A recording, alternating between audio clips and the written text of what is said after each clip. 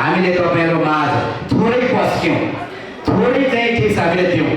त्यो कुरालाई तपाईँ हामी सबैले मध्यनजर गरेर त्यो विषयमा ध्यान आकर्षण गरेर ब्याचलरमा विशेष गरेर स्पेसलाइजेसनै होटल म्यानेजमेन्ट एन्ड हस्पिटालिटीको विशेष चाहिँ कोर्स राखेको छौँ, जो नेपाल अधिराज्यमा अरू कुनै स्कुल अथवा कलेजमा छैन। आधारहरू तयार गरौँ भन्ने कुराहरू चाहिँ एउटा प्रश्न बारम्बार उठिरहेको छ।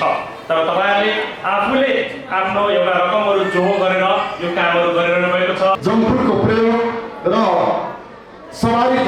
उच्च सवारी दुर्घटनाको जोखिममा रहेका हामीहरूलाई जुन सामाजिक सुरक्षा कोषले जुन खालको एउटा अवधारणा ल्याएर नेपाल सरकारले लागू गराएको छ र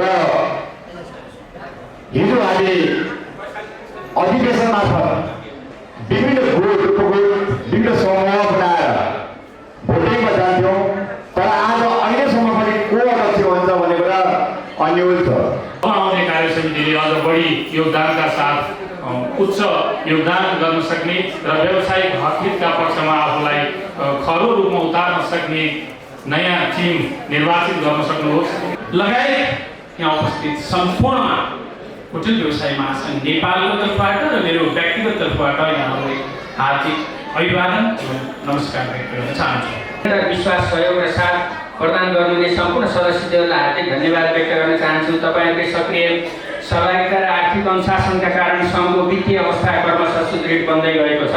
यो कार्य समितिको जिम्मेवारी यही रिजर्भ भएको घोषणा गर्दै तपाईँहरूले फारममा उल्लेखित कुराहरू भरेर निर्वाचन समिति समक्ष पेश गरिदिनु हुन हार्दिक अनुरोध गर्दछु। यति कुरा गरेर पहिले पनि भने सामाजिक सुरक्षा जस्तो महत्त्वपूर्ण कुरा हामीले तपाईँहरू माझ थोरै पस्क्यौँ, थोरै चाहिँ ठिस हामीले दियौँ।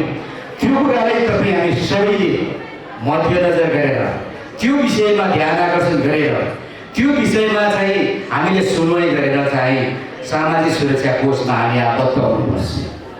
अघि नै तपाईँको सामाजिक सुरक्षा कोषको निर्देशकज्यूले भन्नुभयो नि 30,000 गर्ने कुनै पनि चेक जाँच चाहिँ त्यहाँ आबद्ध भयो भने जम्मा 1800 हुन्छ। यस्ता खालका सुविधाहरू असङ्ख्य छ। अहिले घातक रोगहरू 15-20 वटा चाहिँ क्यान्सरदेखि मृगौला पीडितदेखि ब्लड क्यान्सरदेखि दुनियाँ रोगहरू छन्। त्यहाँ आबद्ध भयो भने त्यो खालका रोगहरू हामी मध्ये कसैले लाग्यो भने सहज रूपमा चाहिँ हामीले उपचार गर्न सकिन्छ। ब्याचलरमा विशेष गरेर स्पेसलाइजेसनै होटल म्यानेजमेन्ट एन्ड हस्पिटालिटीको विशेष चाहिँ कोर्स राखेको छौँ, जो नेपाल अधिराज्यमा अरू कुनै स्कुल अथवा कलेजमा छैन। हाम्रो स्पेसलाइजेसनै 11, 12 र ब्याचलर्समा होटल म्यानेजमेन्ट एन्ड हस्पिटालिटीको स्पेसलाइजेसन हुन्छ। उनीहरू मर्निङको क्लास पढ्छन् र अरू जस्तो कलेज छुट्टी भइसकेपछि घर आउँदैन। हाम्रो आफ्नै इन्डस्ट्री छ भनेको उनीहरूको लागि बनाइदिएको इन्डस्ट्री। जस्तै हाम्रो नेपालको डक्टर संसारमै उत्कृष्ट छ। किन भन्दाखेरि हाम्रो नेपालमा डक्टर पढ्नको लागि आफ्नै हस्पिटल चाहिन्छ, तर अरू कुनै यस्तो संस्था छैन, एजुकेसन संस्था अथवा शैक्षिक संस्था जसको लागि आफ्नै होटल म्यानेजमेन्ट पढाउनको लागि आफ्नै होटल भएको संस्था कहीँ छैन। हाम्रो न्युकासल स्कुलले के गरेको छ भने आफ्नै इन्डस्ट्री खडा गरेको छ हाम्रो स्टुडेन्टको लागि, र उनीहरू बिहानको कलेज सिधैपछि आधारहरू तयार गरौँ भन्ने कुराहरू चाहिँ एउटा प्रश्न बारम्बार उठिरहेको छ। तर तपाईँहरूले आफूले आफ्नो एउटा रकमहरू जोहो गरेर यो कामहरू गरिरहनु भएको छ। त्यसमा एकदमै स्किल अनस्किल म्यान पावरहरूले काम गरिरहनु भएको छ। त्यो अनस्किललाई पनि स्किलमा कन्भर्ट गरेर उहाँहरूको वृत्ति विकास गर्नको लागि तपाईँहरूले ठुलो मद्दत गरिरहनु भएको छ। तर म यहाँलाई अघि पनि मैले भने एउटा साधारण नागरिकको हैसियतले के आग्रह गर्न चाहन्छु भने तपाईँहरूको व्यवसाय मर्यादित होस्। तपाईको व्यवसायमा जुन किसिमले सुविधाहरू दिनुहुन्छ त्यो अलिकति तपाईको हाइजेनिक होस् र नेपालमा पनि यो व्यवसाय होटल व्यवसाय अथवा तपाईले अहिले मेरो विचारमा गोङ्गबु क्षेत्रसँग त्यो क्षेत्रमा तपाईका व्यवसायहरू सञ्चालन भइरहेका छन्। जङ्क फुडको प्रयोग र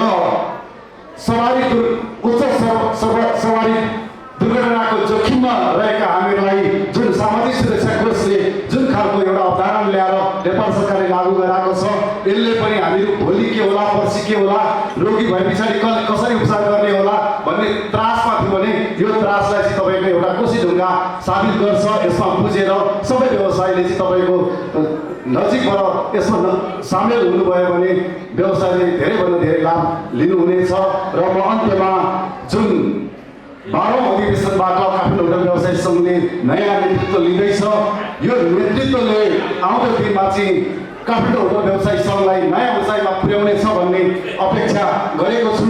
सँगसँगै यहाँ बसपाका लगायत एयरपोर्टका अन्य व्यक्तिहरूलाई आउँदो कार्यसमितिले चाहिँ जिल्ला होटल व्यवसायी सङ्घसँग मिलेर यसलाई चिर्नेछ र व्यवसायले न्याय पाउनेछन् भन्ने पनि मैले आशा गर्दै आजको पन्त सत्र भव्य एवं सभ्य तरिकाले सम्पन्न होस् भन्ने शुभकामना दिँदै मेरो छोटो शुभकामनाको मन्तव्य यही अन्त्य गर्न चाहन्छु। इतिहासमा पनि धेरै व्यवसायिक समस्याहरू असंस्थाहरूलाई काठमाडौँ होटल व्यवसायले एउटा उदाहरणीय कामहरू गर्दै आएको छ र यो संस्था ठुलो र फ्याक्ट्री भएको कारणले कहिलेकाहीँ ठुलो परिवार, ठुलो ठाउँ र एउटै किचनमा सानो गर्दाखेरि खण्डान खण्डमा आवाज आउने स्वाभाविक प्रक्रिया पनि छ र यसलाई सहमति सहकार्यमा राख्नुपर्छ भन्दै यो 12औं अधिवेशन भव्य रूपमा सफल होस् र हिजो हामी अधिवेशन मार्फत विभिन्न गुट उपगुट विभिन्न समूह बनाएर भोटिङमा जान्थ्यौँ, तर आज अहिलेसम्म पनि को अध्यक्ष हुन्छ भन्ने कुरा अन्यल छ। वास्तविक व्यवसायिक संस्थाहरू भनेको यो हुनुपर्ने हो र भयो भने यो उठाएर काम भइरहेको छ र यसै सन्दर्भमा मैले पनि काठमाडौँमा 2 पटक अध्यक्ष हुने मौका पाएँ र म पनि के आशा गर्छु भने कार्कीले छोड्नु हुँदैन। ध्रुव कार्की शैलेशले 2 फुटा खायो भने ध्रुव कार्कीले 2 फुट खाओस् भन्ने अपेक्षा पनि आएको मैले त सम्मत राष्ट्रमा छ र त्यसरी यो आज यो कार्यक्रममा 2टा तर्फ राख्छु। एउटा होटल व्यवसायीहरूमा आज होटल व्यवसाय महासचिव हुनुहुन्छ, प्रदेशका अध्यक्षज्यूहरू हुनुहुन्छ, जिल्लाका अध्यक्ष सुरेशजी हुनुहुन्छ, लगायत विभिन्न एकाका साथीहरू हुनुहुन्छ। यो कस्तो छ भने यो व्यवसायीहरूमा एउटा खालको सानो भाइरस चाहिँ पसिरहेको छ। यसले तल इकाइदेखि माथि महासचिवमा हानिरहन्छ। त्यसले गर्दा त्यस्ता खालका भाइरसहरूलाई निषेध गर्ने, त्यस्ता खालका भाइरसहरूलाई विकसित गरेर आम व्यवसायको मुद्दालाई, साझा व्यवसायको समस्यालाई सहजीकरण गर्नुपर्ने ठाउँमा धेरै भाइरसहरूले यो कामहरू बिग्रेको छ। आज पनि हेर्नुहोस् कार्यक्रमको नदिँदानुहोस् 2टा कार्यक्रम दिइरहेको छ। त्यस्ता खालका एक्टिभिटिजहरू, त्यस्ता खालका मान्छेहरूबाट अलिक सतर्क रही त्यस्ता खालका भाइरसहरूलाई आम व्यवसायहरूले त्यसलाई एउटा सुरक्षित ठाउँमा राखेर आम व्यवसायको मुद्दालाई सहजीकरण होस् भन्ने पनि मैले आशा राखेको छु। बोलाउनु भयो, आमन्त्रण गर्नुभयो, यसको लागि संस्थाको तर्फबाट हार्दिक आभार एवं कृतज्ञता व्यक्त गर्न चाहन्छु। साथै संस्थाको यो 12औं अधिवेशनबाट आउने नयाँ नेतृत्वले आजका दिनसम्म यो संस्थाले गर्दै आएको व्यवसायिक हकहितका पक्षमा जुन वकालत गर्दै आएको छ र व्यवसायीहरूलाई दुःख सुखमा साथ दिँदै जुन संस्थागत नेतृत्व प्रदान गरिरहेको छ, त्यो कार्यमा अब आउने कार्यसमितिले अझ बढी योगदानका साथ उच्च योगदान गर्न सक्ने र व्यावसायिक हकहितका पक्षमा आफूलाई खरो रूपमा उतार्न सक्ने नयाँ टिम निर्वाचित गर्न सक्नुहोस्। तपाईहरू सम्पूर्ण व्यवसायीहरूलाई उक्त कार्यको लागि पनि शुभकामना व्यक्त गर्न चाहन्छु र साथसाथै नवनिर्वाचित भएर आउने नयाँ कार्यसमितिको सफल कार्यकालको शुभकामना व्यक्त गर्दै म यहाँबाट ओजेल पर्न चाहन्छु। हस्, धन्यवाद, नमस्कार।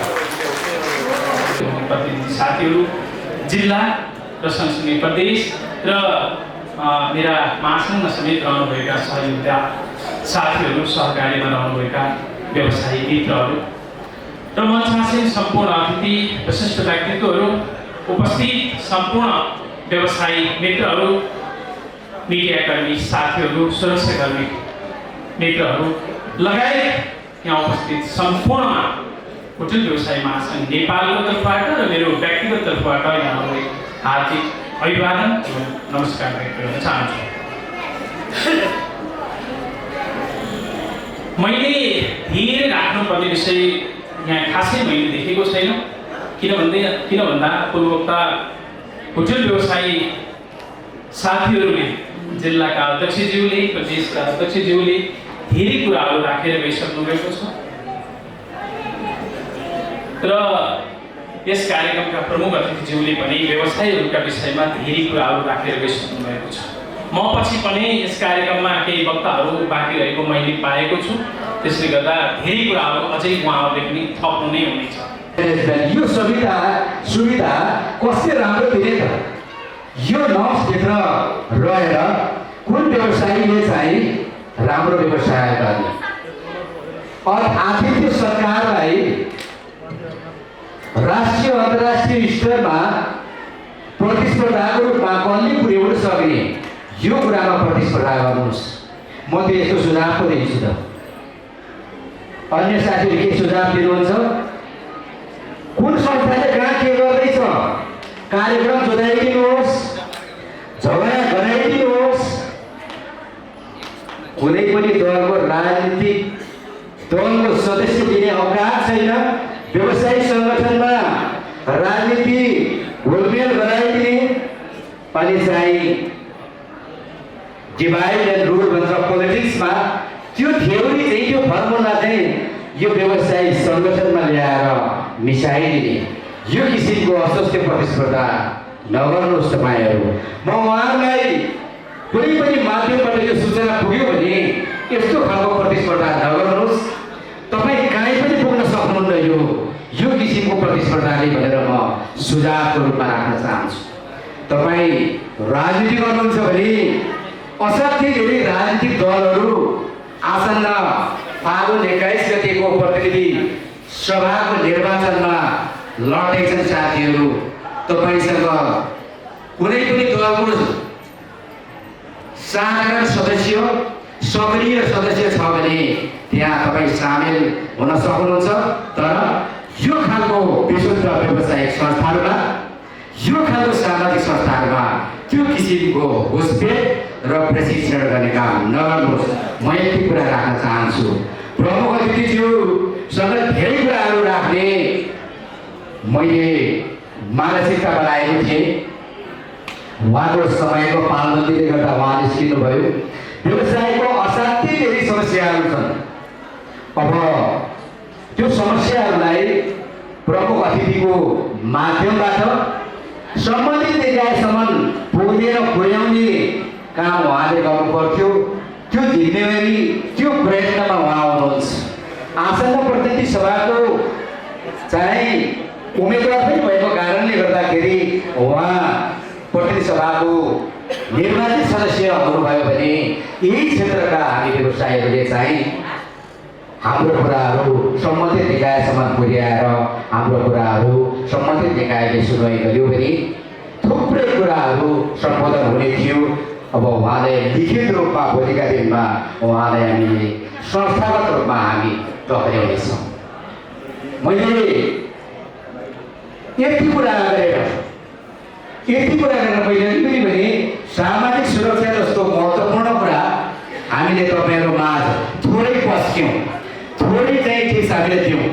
त्यो कुरालाई तपाईँ हामी सबैले मध्यनजर गरेर, त्यो विषयमा ध्यान आकर्षण गरेर, त्यो विषयमा चाहिँ हामीले सुनवाई गरेर चाहिँ सामाजिक सुरक्षा कोषमा हामी आबद्ध हुनुपर्छ।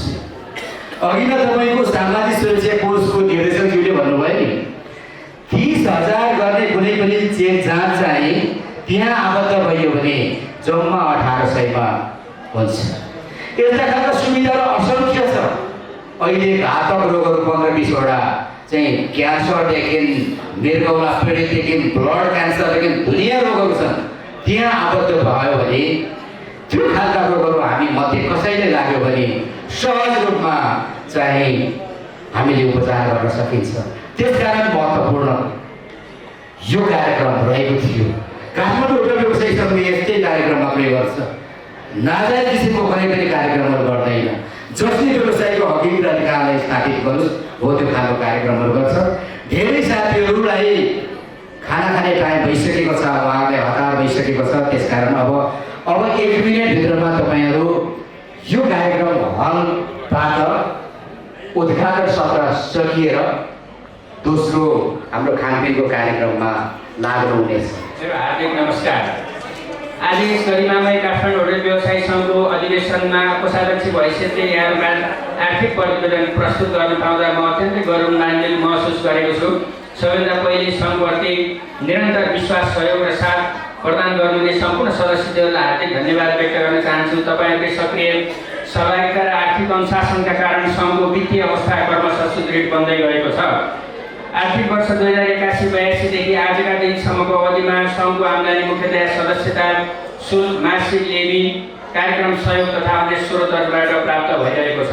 दिएको जिम्मेवारी, यो कार्य समितिको जिम्मेवारी यही रिजर्भ भएको घोषणा गर्दै मैले माइक्रोफोन हाम्रो निर्वाचन मण्डलको संयोजक नारायण पौडेलज्यूलाई हस्तान्तरण गर्दै तपाईँहरूबाट बिदा हुन चाहन्छु। हस्त धन्यवाद, नमस्कार, जय होटल।